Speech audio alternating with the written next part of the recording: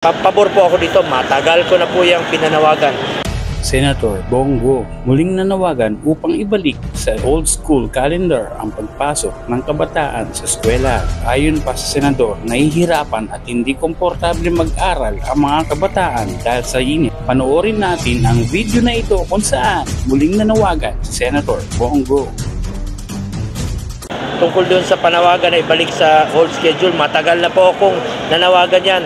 Kaya nga po summer, tinatawag natin summer, mainit yung panahon. Marso, Abril, Mayo, dapat doon po walang klase ang ating mga kabataan. Dahil ang init, hindi sila komportableng pumasok sa classroom. No?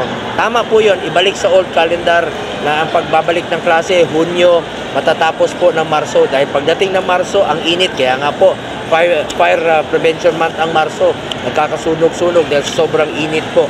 So dapat po ibalik sa old calendar, school calendar dahil po sa tindi ng init. Pabor po ako dito, matagal ko na po yung pinanawagan kung sakaling ibalik po ng gobyerno, ng Executive Department ang pagbabalik sa old school calendar.